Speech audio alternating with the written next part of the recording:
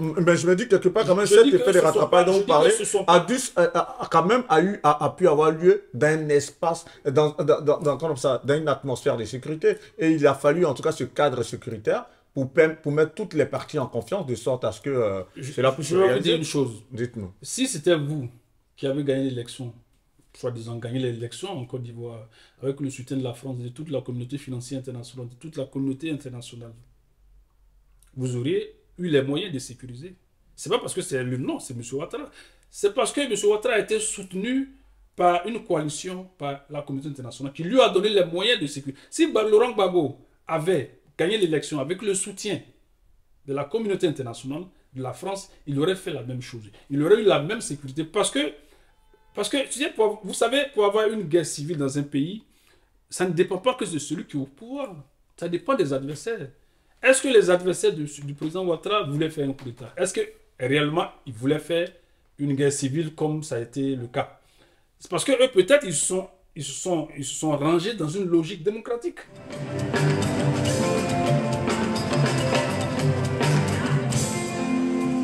C'est De auquel vous on ne 40%, peut plus en pointer. voilà. Donc de 40%, on tombe à 29%. Donc on se dit, ah, on a encore la possibilité de nous. Et comme ça, la Côte d'Ivoire s'est entêtée. Et il n'y a pas que la Côte d'Ivoire, je vous le dis.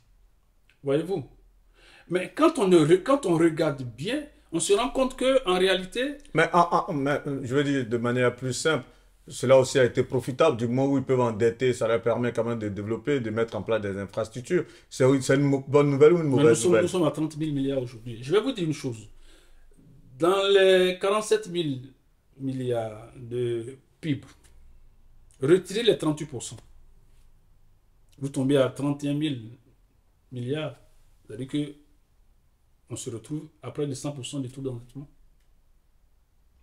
Je vous dis que la variation de 7 000 milliards, 7 400 milliards vient de l'économie informelle. Mais pourquoi c'est que seulement une économie ne peut pas seulement prospérer que par l'informel? C'est vrai que l'informel, structurellement, est majoritaire. Mais pourquoi dans les chiffres, on ne voit pas d'économie formelle? Les 7 000 milliards à 98%, c'est de l'informel. Parce qu'on sait que c'est dans l'informel, on peut pas vérifier, on ne peut rien contrôler. Et, mais la Côte d'Ivoire, vous voyez aux États-Unis, la variation, le changement des méthodologies a fait que le PIB a augmenté de tout de 2%. En Europe, la moyenne, c'est 3%. En Afrique du Sud, 5%. Mais en Côte d'Ivoire, 38% de surestimation. Au Nigeria, 60%. Dans les autres, au Sénégal, 29%.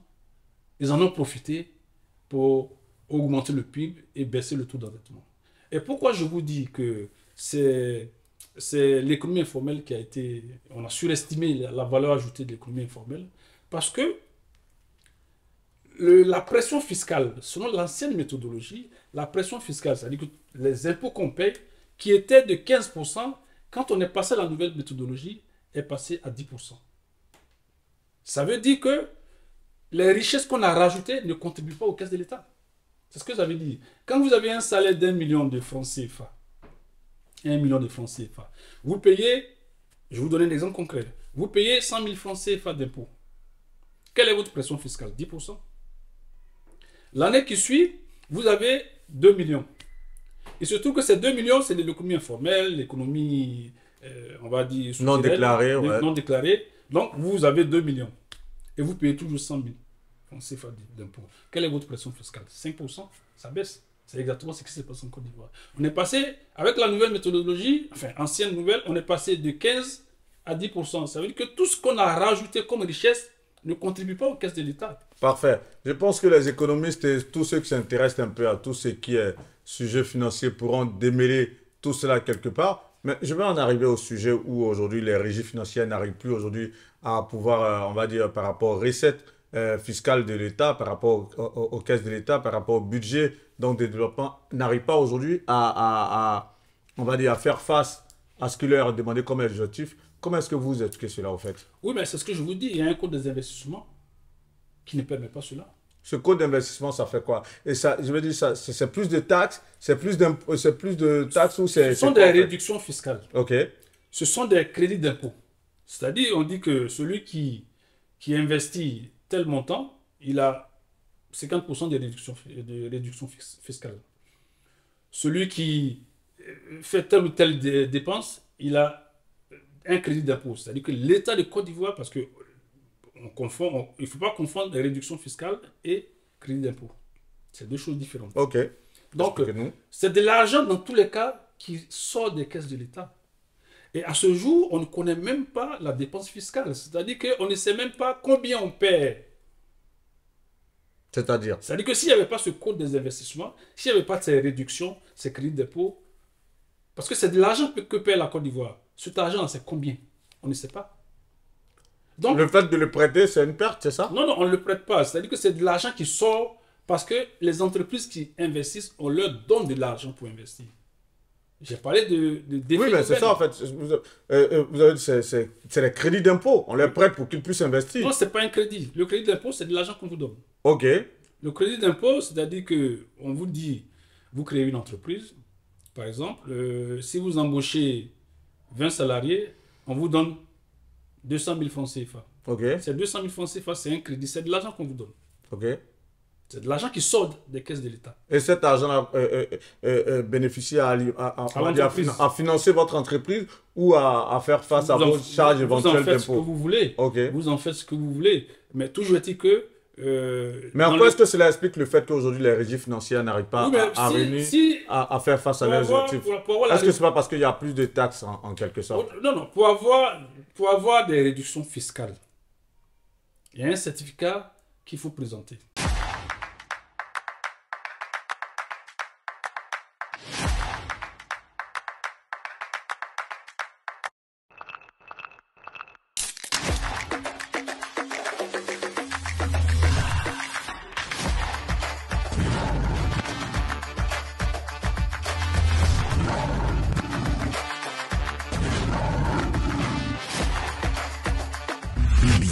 La force qui vient du cœur qui est délivré, je crois, par le CPC. Mais si vous avez beaucoup d'entreprises qui ont ce certificat, elles ne vont pas payer d'impôts. C'est tellement simple. C'est-à-dire que... Mais je pense que c'est encadré quand même, il y a des critères tout de même. Oui, mais bien sûr, c'est pour ça que j'ai dit qu'il faut évaluer. Il faut évaluer ce code des investissements. Est-ce qu'il est efficace? Parce que moi, j'ai vu une étude sur le code des investissements en Guinée. Les investisseurs disaient qu'à 92%, ils disaient que même s'il n'y avait pas ce code des investissements, ils auraient quand même investi. C'est pourquoi je parle d'effet d'aubaine. C'est-à-dire que les gens, les entreprises, on leur donne de l'argent pour ce qu'ils auraient fait quand même s'il n'y avait pas cette incitation. Donc, est-ce que c'est efficace à un moment donné? C'est la question qu'il faut se poser. Évidemment, quand vous êtes agent des impôts, que vous vous présentez devant une entreprise pour récupérer l'impôt, et l'entreprise vous sort ce certificat qui dit que cette entreprise a bénéficié d'une réduction de 50%. Vous allez faire quoi? Au lieu de prendre 100% d'impôts, vous allez prendre 50%. Mais c'est les caisses de l'État qui forcément, oui. Il ne peut pas donc faire face aux objectifs forcément. Ben oui. Parce que trop de personnes ont, par rapport à ce coût d'investissement, beaucoup d'entreprises de ce genre de largesse. Qui ne payent pas d'impôts. Finalement, il y a pas mal d'entreprises. Et finalement, ça se répercute sur qui? Sur les petites entreprises ou... Mais aujourd'hui, parce que selon les Parce que je suppose que par rapport au code d'investissement, ce sont les grosses entreprises qui ont ce genre de largesse. Et les petites entreprises continuent de payer l'impôt. Et notre système fiscal doit être revu. Parce que nous sommes encore... on a commencé à changer depuis 2023, mais nous sommes encore à un impôt qu'on appelle proportionnel, qui n'est pas efficace. Vous savez, l'impôt, le système fiscal, c'est un système redistributif. C'est-à-dire qu'on fait en sorte que ceux qui ont les petits revenus ne payent pas d'impôts. Vous savez, en Côte d'Ivoire, dans l'impôt forfaitaire, c'était des tranches et il y avait des montants forfaitaires avant. C'est-à-dire qu'on vous dit entre 1 million et 5 millions de chiffre d'affaires, vous payez 500 000 francs CFA. C'est-à-dire que celui qui a 1 million... C'est ce qu'on appelait l'impôt synthétique, je crois, en son temps. Oui. Mais le système lui-même, c'est ce qu'on appelle le système proportionnel, c'est pas efficace, c'est dépassé. Heureusement qu'on a changé de système. Mais ça a existé, c'est en 2023 que ça a pris fin. Mais celui qui a 1 million de chiffre d'affaires, il va payer 500 000 francs. Celui qui a 5 millions, il paye 500 000 francs. C'est injuste. Qu'est-ce qu'il aurait fallu faire? Mettre un pourcentage. Le pourcentage, c'est-à-dire que vous payez l'impôt en fonction de ce que vous gagnez. Et justement, pour faire face, on va dire, à tous ces dysfonctionnements en griffe que vous avez pu remarquer et étant entendu que vous êtes donc spécialiste de la protection sociale et aussi que vous avez un mouvement citoyen qui est la Côte d'Ivoire sociale, vous voulez vous engager sur le terrain politique en déclarant là, 1 an avant les élections en Côte d'Ivoire, que vous serez candidat. Quelles seront vos méthodes? Quelles seront... Je n'ai pas envie d'employer le terme solution parce qu'on sait que les Ivoiriens n'aiment pas trop ce terme, mais quelles seront en tout cas l'alternative nouvelle que vous voudriez bien offrir aux Ivoiriens? Alors, effectivement, je compte me présenter à l'élection présidentielle de 2025 parce que j'estime que j'ai des idées. Je vais encore employer le même mot, j'ai des solutions pour la Côte d'Ivoire. J'ai un programme qui est déjà prêt. Je pense que, dans un premier temps, il faut formaliser l'économie. C'est-à-dire qu'il faut créer des emplois. Il y a plusieurs secteurs. L'emploi, la santé, l'école ivoirienne. Ce n'est pas normal que, par exemple, l'école ivoirienne soit toujours dominée par le privé. Je vais vous donner quelques statistiques. Dans l'enseignement secondaire général, la Côte d'Ivoire, vous avez 72% des établissements qui sont des établissements privés. Que 38%, le reste, c'est des établissements publics. 72%. L'État n'investit pas trop dans les... L'État n'a plus investi depuis les années 90 dans l'école. L'État, à partir Et pourtant, non, mais les écoles poussent quand même. Il y a pas mal d'établissements publics qui sont ouverts quand même, qui ont été ouverts ces dernières années. Oui, mais les chiffres pas depuis 90. Oui, mais les chiffres sont là. Je vous dis que il y a 72% des établissements qui sont privés en Côte d'Ivoire. Le reste, c'est du... C'est-à-dire que la grande majorité des établissements dans le secondaire général sont des établissements privés. 62% des élèves qui vont au secondaire général, 62% vont dans le privé. Que 38%. Alors, j'oubliais, au niveau, je me suis un peu... C'est 78% des établissements qui sont privés et le reste, 22% des établissements publics. Vous voyez pas que... Or, dans un pays... Mais là, ce qui me dit déjà, lorsque vous parlez de ce levier, c'est-à-dire que si demain, vous, par rapport à votre programme, c'est d'investir massivement, on va dire, dans des établissements publics, tout simplement. Ben, bien sûr, il faut construire. J'ai entendu le président Ouattara la dernière fois dire qu'ils ont construit beaucoup plus d'écoles, mais pour avoir quels résultats? Ça veut dire que si malgré... Mais c'est fait quand même. Oui, mais... Si le dit, c'est que c'est fait. Oui, mais je ne dis pas non. Mais si malgré cela, on a 78% des établissements qui sont... C'est qu'il y a des efforts qui doivent être encore faits. Ce n'est même pas des efforts, il faut multiplier les efforts 3-4 fois. C'est-à-dire qu'on n'est pas encore dans un pays... Donc pour vous, l'urgence, ce serait d'investir massivement dans l'éducation. Il faut, de façon générale, il faut investir dans le capital humain. Moi, j'appelle ça investissement social. La Côte d'Ivoire a investi partout, on voit les infrastructures routières, mais la Côte d'Ivoire n'a pas investi dans le capital humain. C'est-à-dire dans la santé, dans l'éducation, dans l'emploi. Moi, je dis qu'il faut investir dans la santé, par exemple, avec une assurance maladie que j'ai appelée le forfait sanitaire universel. Il faut investir dans l'école, il faut inverser la tendance. Il faut que désormais, la majorité, l'écrasante majorité des Ivoiriens aillent dans les écoles publiques d'abord. Ce qui est quand même écœurant, c'est que ceux qui nous gouvernent sont tous allés dans les écoles publiques. Ceux qui nous gouvernent aujourd'hui. Ils ont tous fait des écoles publiques. Il y en a qui ont bénéficié de bourses. Alors, vu que vous êtes candidat pour les élections en 2025 et vu que vous parlez de capital humain, forcément, ça fait appel tout de suite à Tidjane Thiam, qui lui est candidat déclaré du PDCD après les élections présidentielles d'octobre 2025. Qu'est-ce que vous pensez justement de Tidjane Thiam?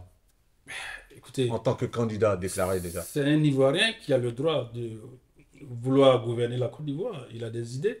Je pense que oui, tout le monde a le droit de vouloir gouverner la Côte d'Ivoire, comme je l'ai aussi, ce droit-là. Donc, outre le droit, si vous devez vous prononcer sur son profil, qu'est-ce que vous diriez? Ah non, il a un profil intéressant. Simplement qu'on attend de voir ce qu'il pense. Bon, pour l'instant, c'est ce qu'il a dit, l'IDH. Mais bon, l'IDH, ce n'est pas un programme de gouvernement. On aura l'occasion de voir. Non, outre l'IDH, il dit l'humain sera au centre de sa gouvernance. Donc, et tout à l'heure, vous l'avez dit. Investir davantage dans l'éducation, investir dans la santé, investir en tout cas dans l'humain. Et parce qu'il a dit, il a plusieurs fois pris des exemples par rapport à eux qui ont eu cette chance. Et tout à l'heure, vous l'avez dit, ils sont allés au lycée classique. Il a été quand même l'un des brillants élèves en son temps par rapport à sa promotion. Et aujourd'hui, il est devenu un peu, on va dire franchement, on va dire cette ressource humaine de premier plan en Côte d'Ivoire. Mais lorsque vous voyez son profil, politiquement parlant, son investissement, ses premiers meetings, si vous devez faire une analyse de ses prises de parole, des différents thèmes qu'il a pu aborder, qu'est-ce que vous diriez, vu que vous allez dans le même champ que lui? Alors, déjà, c'est que je suis en phase avec lui, de façon générale, sur les objectifs. Ok. Après, pour atteindre les objectifs, est-ce qu'on a forcément les mêmes pistes de réflexion? Est-ce qu'on a forcément les mêmes solutions? Ça, c'est deux choses. Donc, moi, je suis d'accord avec lui. Il est plus que jamais urgent d'investir dans le capital humain. On ne peut pas, les infrastructures. Moi, je vous dis que les infrastructures routières, c'est le cache-misère de la Côte d'Ivoire. La croissance économique, c'est l'arbre qui cache la forêt. D'ailleurs, la croissance économique, parce qu'aujourd'hui, quand on parle de la Côte d'Ivoire, l'économie ivoirienne, tout de suite, on nous balance la croissance économique. Mais ce ne sont pas des réformes du président Ouattara qui ont permis d'avoir cette croissance économique. Ah non, je dis non. On vous écoute, hein, La argumenter. croissance économique que nous avons eue à partir de 2012, c'est un effet de rattrapage. C'est-à-dire, l'effet de rattrapage, c'est quoi? Depuis 2004, nous avions de la croissance. 2004 à 2007, nous avions une croissance moyenne de 2%. De 2008 à 2010, quand Soro Guillaume a été nommé Premier ministre, les Ivoiriens ont vu là, comme on appelle, une sortie de crise. Donc, la consommation a augmenté, on a eu une croissance moyenne de 3%. Et il y a eu ce tournoi de 2011. Mais le FMI et l'OCDE, il y avait des prévisions selon lesquelles la Côte d'Ivoire aurait une croissance économique de 4,5% en 2011. Et ainsi de suite. C'est-à-dire que, vous savez, quand il y a eu l'attaque de 2002, jusqu'en 2010, on était dans ce qu'on appelle l'effet d'ombre de guerre. Donc, l'économie a été contractée. Les Ivoiriens ne consommaient plus, il n'y avait plus d'investissement. Et en 2012, l'effet d'ombre de guerre s'est dissipé. C'est-à-dire que Gbagbo ayant été arrêté, ses partisans étaient en exil. On se disait que c'était véritablement la fin de la guerre. Donc, il n'y avait plus d'effet d'ombre de guerre. Les Ivoiriens qui sont partis sont revenus. Ils ont recommencé à consommer. L'investissement public a redémarré. Donc, ce qui s'est passé en Côte d'Ivoire, c'est normal. Ce qu'on appelle l'effet de rattrapage. Je vous informe que cet effet de rattrapage s'est passé au Rwanda. Ce n'est pas le président Ouattara qui était président là-bas.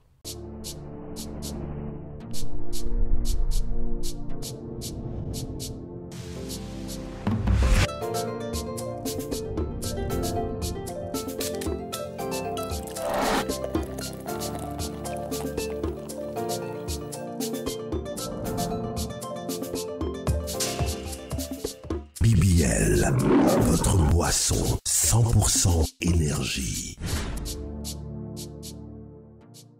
Mais Ça s'est passé, ok, allez-y. Ça s'est passé au Rwanda. Ça s'est passé en Ouganda. Ça s'est passé en Sierra Leone. Ça s'est passé au Niger et au Libéria. C'est-à-dire qu'après une crise, les études le disent, je vous conseille de lire les travaux de l'économiste Paul Collier, en anglais, qui a fait des études sur le Rwanda et l'Ouganda. Mais c'est prouvé que après une guerre civile, une longue guerre civile, il y a un cycle de croissance qui s'ouvre. Le président Ouattara le sait. Donc, ce n'est pas lui qui a permis d'avoir cette croissance économique. En tout cas, ceux qui veulent me contredire, qui me disent les réformes qui ont été faites, j'espère qu'on ne me parlera pas du PND, Programme national de développement de 2012 à 2020. Oui, c'est ça, 2012. Moi, je 2012-2015, pardon. Ok. Mais ce sont des intentions d'investissement, ce ne sont pas des réformes de structure. Mais lorsque vous dites que cet effet de rattrapage n'est pas à mettre à l'actif du président Ouattara, il a fallu sécuriser la Côte d'Ivoire quand même pour avoir cet effet de rattrapage. Si la Côte d'Ivoire n'était pas sécurisée, est-ce qu'on allait, tous les investisseurs qui sont revenus, tous ces bailleurs, toutes ces institutions vers lesquelles l'État de Côte d'Ivoire est parti pour faire des prêts, est-ce que s'il n'y avait pas ce climat sécuritaire, est-ce que ces institutions auraient pu, en tout cas, investir ou faire des prêts à la Côte d'Ivoire? Moi, je ne parle pas d'environnement sécuritaire. Moi, je parle des réformes structurelles ou conjoncturelles. Oui, mais je me dis quelque part, quand même, Je cet dis que effet de ce sont rattrapage pas- dont je vous dis que parlez ce sont pas- quand même a pu avoir lieu d'un espace, comme ça, d'une atmosphère de sécurité. Et il a fallu, en tout cas, ce cadre sécuritaire pour mettre toutes les parties en confiance, de sorte à ce que cela puisse se Je vais vous dire réaliser. une chose. Dites-nous. Si c'était vous qui avez gagné l'élection, soi-disant gagné l'élection en Côte d'Ivoire, avec le soutien de la France, de toute la communauté financière internationale, de toute la communauté internationale, vous auriez eu les moyens de sécuriser. C'est pas parce que c'est le nom, c'est M. Ouattara. C'est parce que M. Ouattara a été soutenu par une coalition, par la communauté internationale, qui lui a donné les moyens de sécuriser. Si Laurent Gbagbo avait gagné l'élection avec le soutien de la communauté internationale, de la France, il aurait fait la même chose. Il aurait eu la même sécurité. Parce que tu sais, vous savez, pour avoir une guerre civile dans un pays, ça ne dépend pas que de celui qui est au pouvoir. Ça dépend des adversaires. Est-ce que les adversaires du président Ouattara voulaient faire un coup d'État? Est-ce que réellement ils voulaient faire une guerre civile comme ça a été le cas? C'est parce que eux, peut-être, ils se sont rangés dans une logique démocratique. Donc, il a sécurisé. Mais Gbagbo avait aussi sécurisé le pays et puis il y a eu les attaques. Donc, ça ne suffit pas de sécuriser. Il faut avoir des gens en face qui ont une autre mentalité, qui ne veulent pas de la violence, sans doute. Parfait. Pour parler des potentiels candidats de 2025, vous en faites partie. Charles Blé Goudé le dit à qui veut l'entendre, 2025 ne se fera pas sans lui. Quel commentaire là-dessus? Écoutez, qu'est-ce que vous voulez que je dise? Déjà, Charles Blé Goudé, c'est mon frère de Guy Bérois. Donc, oui, s'il est candidat, tant mieux. Je ne sais pas s'il sera candidat ou s'il va soutenir un candidat, mais en tout cas, tout le monde peut être candidat, je l'ai déjà dit. Chacun a le droit de vouloir apporter quelque chose du point de vue des idées à son pays. Donc, si mon frère Charles Blé Goudé est candidat, tant mieux. Ou alors, s'il veut soutenir quelqu'un de façon beaucoup plus appuyée, tant mieux. Le président Laurent Gbagbo, forcément, il est candidat. Alors, il a été investi lors de la convention aussi, du PPACI. Je vous un mot là-dessus. Je vous informe que je suis idéologiquement pro Gbagbo. Moi, je ne l'ai jamais caché. Ah, ok. Bah. Je suis idéologiquement pro Gbagbo. Comme le président Ouattara, idéologiquement, est pro Gbagbo.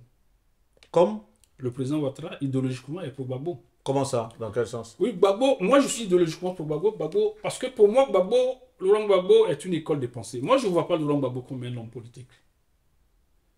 Vous savez, je parle beaucoup de la politique sociale, mais c'est Laurent Gbagbo qui a fait que j'ai pu avoir une idée précise de la politique sociale. Parce que très tôt, j'étais très jeune quand j'ai entendu parler de l'assurance maladie. Tout le monde sait que je me suis investi dans ce programme-là. J'ai écrit des bouquets sur l'assurance maladie. Mais c'est grâce à Laurent Gbagbo. Mais pourquoi je dis Laurent Gbagbo? Laurent Gbagbo, c'est une école de pensée. Laissons l'homme politique de côté. C'est une vision. Laurent Gbagbo a parlé de l'assurance maladie, l'AMU, déjà en 88, je crois. Enfin, à ma connaissance. Mais au moment où il parlait de l'assurance maladie, je vous assure que la communauté internationale était pour la mutualité sociale de santé. C'est-à-dire, comment financer la santé? Laurent Gbagbo a dit qu'il faut une mutualisation au plan national des ressources financières. Pour financer. Il faut une solidarité nationale pour financer l'assurance maladie. Celui qui est malade, on enlève un peu, on lui donne. Or, en ce moment-là, on venait de connaître ce qu'on appelle une conférence qu'on appelle l'initiative de Bamako en 87 à Bamako, qui a supprimé la gratuité des soins que le président Houphouët-Boigny avait mis en place et qui a mis en place le recouvrement des coûts, pas seulement en Côte d'Ivoire, mais dans tous les pays africains. Et Laurent Gbagbo, il a ramé à contre-courant. Il dit, moi je ne suis pas pour la santé communautaire, je ne suis pas pour la mutualité sociale de santé, je suis pour l'assurance maladie universelle. Mais en 2000, ça a été fait, mais en 2010, si vous lisez le rapport 2010 de l'OMS, vous allez penser que l'OMS est allé voir dans le programme de gouvernement de Laurent Gbagbo tout ce que Laurent Gbagbo disait. L'OMS l'a dit. Parfait. Il a eu raison, je n'ai pas fini rapidement. Allez-y, allez-y, non, allez-y. Donc, Laurent Gbagbo, je ne peux pas dire qu'il a inspiré l'OMS, mais en 2012, Assemblée générale de l'OMS, de l'ONU, couverture santé universelle, ça encore, on parle de l'assurance maladie. Donc, Laurent Gbagbo a eu raison plus tôt. Mais le président Ouattara, il n'avait pas en 2000, moi j'ai son programme de gouvernement, il n'avait pas de programme de CMU. C'est quand il a vu l'AMU, quand il a vu que les populations attendaient ce projet, ont bien accueilli ce projet, qu'il a introduit en 2010 la CMU. Sinon, en 2000, il n'avait pas ce programme. Vaut mieux tard que jamais, certainement. Donc, Laurent Gbagbo l'a inspiré.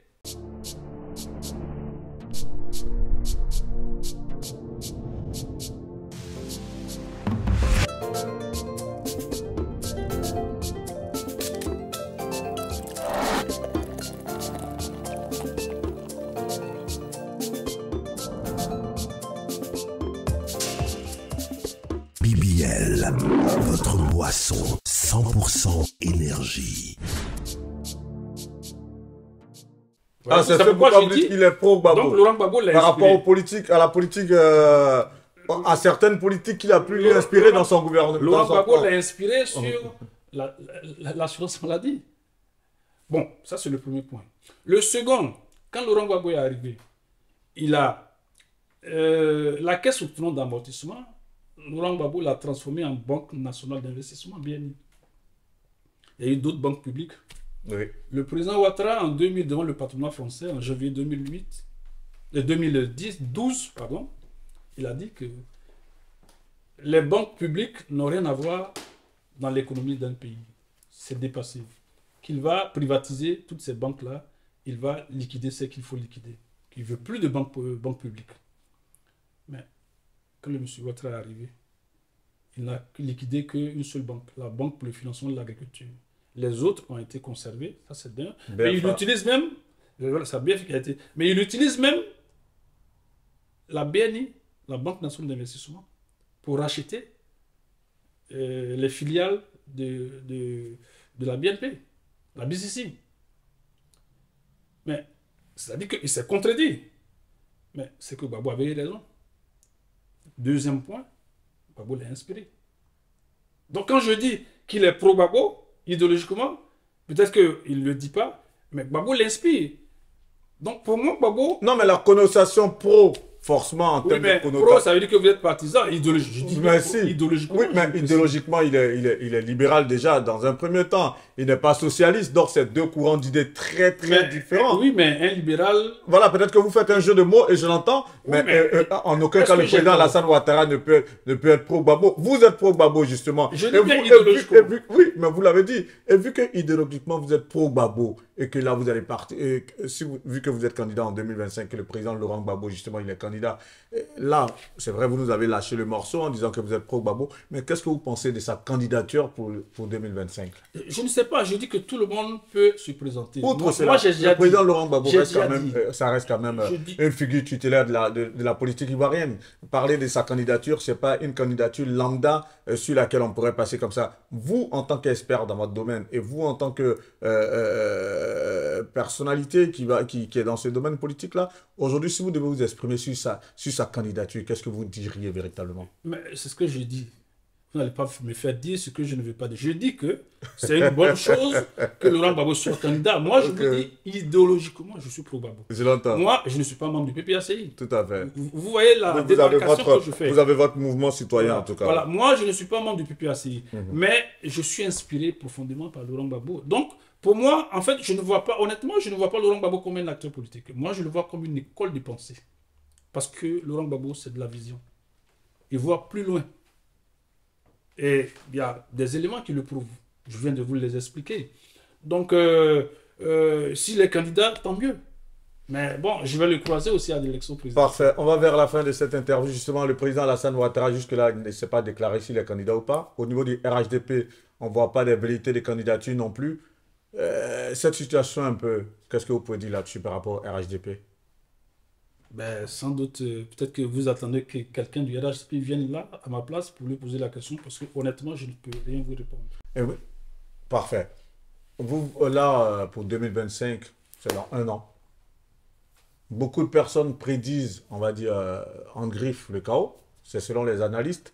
Pour beaucoup, les choses vont bien se passer. Vous, qui êtes candidat, qu'est-ce que vous pensez des joutes présidentielles de 2025? Vous pensez que les choses vont se passer dans un esprit apaisé ou encore on va se retrouver dans des échauffourées?